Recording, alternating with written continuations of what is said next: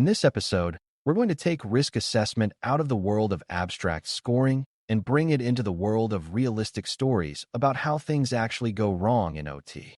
Scenario-based risk methods are a way to model risk by walking through specific failure paths, step by step, from an initial condition to a harmful outcome. If you are new to cybersecurity, you might assume risk is best captured by a single number or a ranking list. But in OT, the most useful insights often come from understanding the chain of events that could lead to unsafe conditions or major disruption. A scenario-based method forces you to ask, what happens first? What happens next? Where could we detect it? And where could we stop it? It also helps you avoid vague recommendations like improve security, because a good scenario naturally points to concrete mitigations that break the chain. These methods are especially valuable in OT because the systems are complex, the consequences can be physical, and the constraints are real, so you need mitigations that fit the environment rather than theoretical best practices. When you learn scenario-based thinking, you gain a mental toolkit for turning risk into practical decisions. Before we continue, a quick note. This audio course is a companion to our course companion books. The first book is about the exam and provides detailed information on how to pass it best. The second book is a Kindle-only ebook that contains 1,000 flashcards that can be used on your mobile device or Kindle. Check them both out at cyber.author.me in the Bare Metal Study Guide series. A good scenario begins with a clear scope and a clear asset or process focus, because scenarios that are too broad become fuzzy and unhelpful. You might focus on a critical production line, a safety-related system, or a remote access pathway that reaches sensitive equipment. The scenario should also start with an initiating event that is plausible for the environment, such as a compromised credential, an infected vendor laptop, a misconfiguration during maintenance, or a failure of a boundary control. Beginners sometimes assume scenarios should always start with an attacker doing something advanced, but many realistic OT scenarios start with simple conditions like weak authentication, shared accounts, or excessive connectivity. Another key element is defining the desired end state you are trying to avoid, such as loss of view, loss of control, unsafe operation, equipment damage, or prolonged downtime. When the beginning and end are clear, you can map the path between them in a way that is understandable and actionable. The purpose is not to dramatize, but to be specific enough that the chain can be tested against reality. A scenario is a teaching tool for the organization as much as a risk tool. Once you have a scenario, the next step is to map the failure path, meaning the sequence of actions and conditions that must occur for the outcome to happen. In OT, a failure path can include both cyber actions and operational actions, because incidents often involve a blend of technical compromise and human response under pressure. For example, an attacker might gain access to a business network, then move toward OT through a poorly controlled conduit, then reach an engineering workstation, then make unauthorized changes, and finally cause the process to behave incorrectly. Along the way, the path might rely on weak monitoring, unclear change procedures, or slow escalation, which are not vulnerabilities in a device, but weaknesses in a system of work. Mapping the path helps you see which steps are necessary and which steps are optional, which matters because if you can break any necessary step, you can prevent the outcome. Beginners often think you must fix the first step, but sometimes it is easier and safer to strengthen a later step, such as limiting what an engineering workstation can reach or adding change detection on controller logic. The chain view lets you choose the most feasible breakpoints. In OT, feasibility and safety are part of what makes a mitigation meaningful. A scenario-based approach also makes you think about preconditions, which are the conditions that must already exist for the scenario to be plausible. Preconditions might include always-on remote access, shared vendor accounts, weak separation between zones, outdated systems, or lack of recovery testing. By stating preconditions, you can evaluate whether the scenario is relevant for your environment and how likely it is. Preconditions also help you identify foundational work that reduces many risks at once, like improving asset inventory, tightening access control, or strengthening segmentation. Beginners sometimes focus on the dramatic middle of a scenario and forget the quiet setup that makes it possible. But in real security work, changing preconditions is often the most powerful strategy. If you remove a precondition, the scenario might become implausible or much less likely.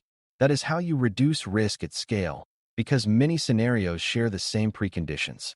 In OT, common preconditions include uncontrolled pathways, weak identity practices, and limited monitoring at boundaries. Scenario-based work highlights these shared roots. Detection points are another major benefit of scenario-based methods, because they show where you could notice the scenario before the harm occurs. In OT, detection is complicated because normal operations can look noisy, and too many alerts can be ignored. A scenario-based approach helps you identify what would be unusual within the chain, such as a remote session at an unusual time, an engineering workstation accessing a controller it does not normally touch, or a configuration change without an approved change record. These detection points can be turned into monitoring priorities that are more meaningful than generic alerting. They also help you decide where to place visibility, because visibility at the wrong place produces noise, while visibility at the boundary and at the change points can produce actionable signals. Beginners should understand that detection is not just about finding malware. It is about spotting risky behavior and unexpected changes in critical areas. When you map detection points, you can also identify what evidence you would need during investigation, like logs of remote access, records of configuration changes, and timelines of process anomalies. That evidence helps teams respond calmly and accurately. In OT, calm response is part of safety. Mitigations in scenario-based methods are called meaningful when they break the failure path without creating new hazards or unrealistic burdens. A mitigation can reduce likelihood by removing a pathway or strengthening a control, and it can reduce consequence by improving recovery, limiting blast radius, or improving detection and response. Scenario-based methods encourage layered mitigations, meaning you do not rely on a single barrier, because single barriers can fail. For example, you might combine controlled remote access, strong authentication, segmentation to limit lateral movement, and monitoring for unusual engineering activity. The mitigation is meaningful if it is implementable within OT constraints, such as maintenance windows and vendor requirements, and if it is understandable by the teams who must operate with it. Beginners sometimes think the best mitigation is the strictest, but in OT, overly strict controls can lead to workarounds that increase risk. A meaningful mitigation is one that the organization will actually use consistently, even under stress. Scenario-based thinking, therefore, includes thinking about behavior, not just technology. When mitigations fit the workflow, they stick. Scenario-based risk methods also help you compare options, because you can see which mitigations break multiple scenarios at once. If you model several scenarios and notice that many of them rely on uncontrolled remote access, that suggests improving remote access controls is a high-value investment. If many scenarios rely on weak segmentation between business and OT zones, strengthening that boundary may be a priority. If many scenarios result in prolonged downtime because restores are slow or uncertain, investing in backup testing and recovery procedures may reduce consequence broadly. Beginners should recognize that this is how risk assessment becomes strategic. You are not only responding to individual weaknesses, you are identifying shared leverage points. Scenario comparisons also help explain priorities to leadership because you can describe how one investment reduces risk across many plausible paths. This is often more convincing than a vulnerability count because it connects directly to outcomes like downtime and safety exposure. In OT, leaders care about predictable operations, and scenarios translate security into operational language. That translation is part of what makes scenario-based methods powerful. A realistic scenario method also includes considering what goes wrong during response, because response itself can create risk. In OT, a rushed shutdown, an uncoordinated network change, or a hasty restoration can create safety hazards or extended downtime.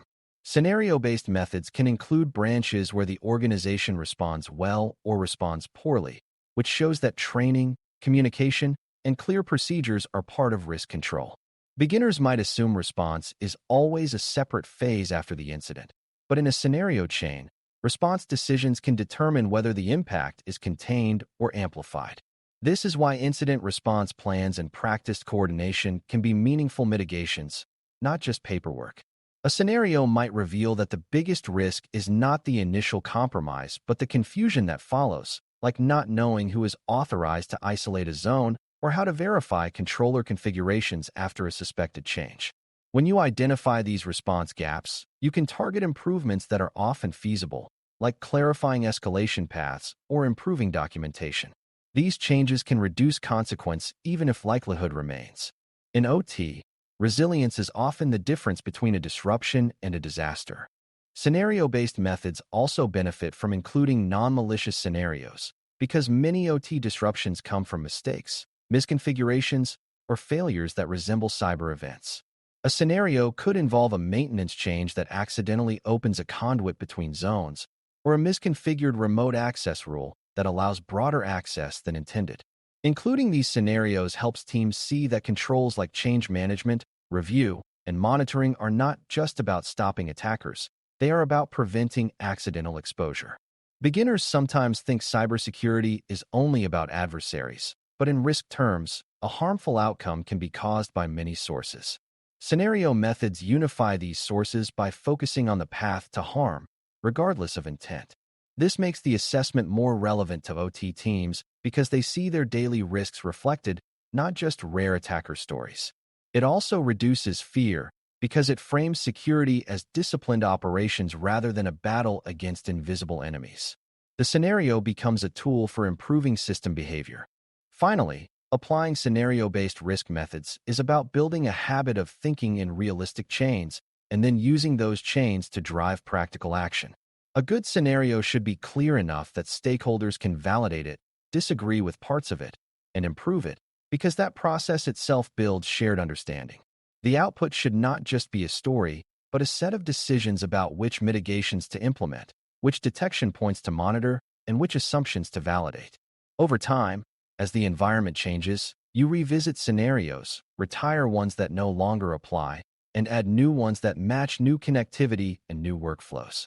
For beginners, the most important takeaway is that scenarios help you move from vague fear to concrete control, because you can see where risk travels and where you can stop it.